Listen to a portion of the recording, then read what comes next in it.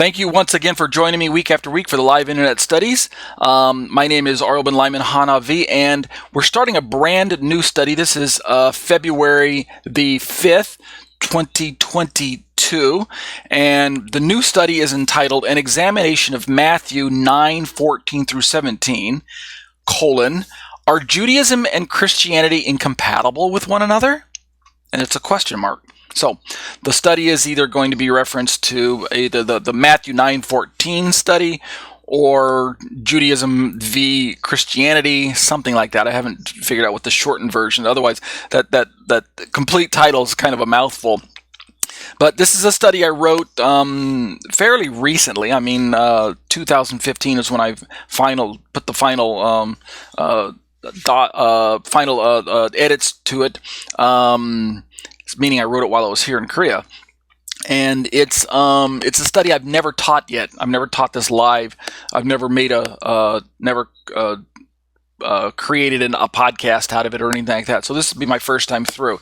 It's not an exceptionally long study. If you click on if you go to my website, which I'll tell you about here in a moment, and were to click on the link, I think you'll find that the PDF version is only something like 15, 16, 17. So it's less than 20 pages. So it's a short study by my standards.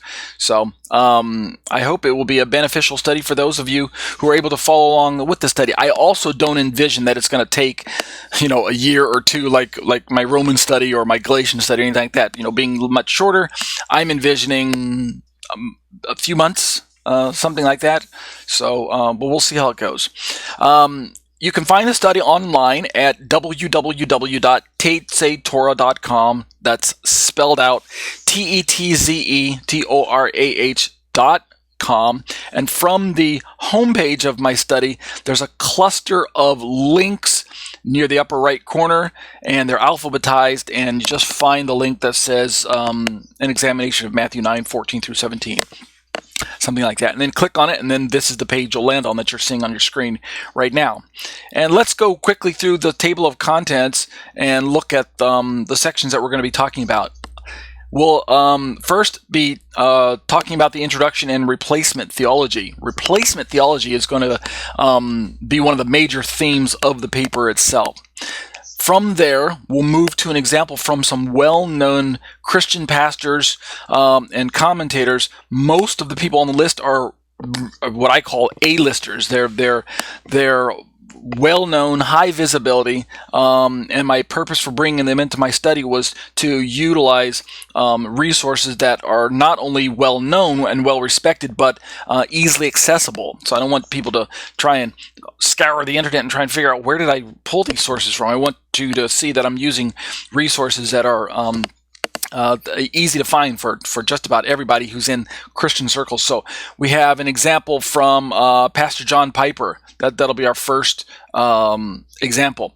Moving down the list that you can see of the topics on my screen here, we'll then next look at an example from gotquestions.org, which is a very well-known QA resource site, has thousands of answers to Bible questions and things like that.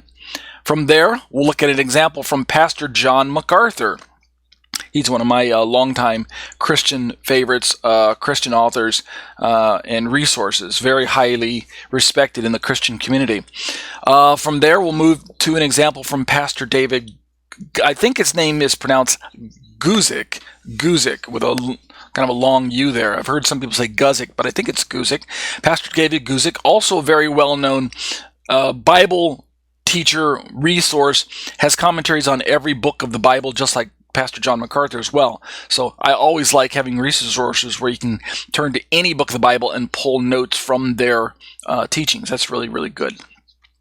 Next, we'll look at a topic known as the Old Man, the New Man, and Messianic Judaism in this particular study on Matthew.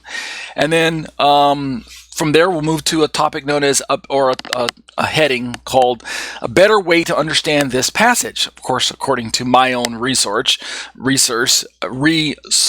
and research, there probably be some difference of agreement. If you listen to my commentary, that's to be understood. Everyone has their own bias. It's impossible to get away from that. Then finally, we'll move to a summary of the whole study and then my concluding thoughts for the study itself.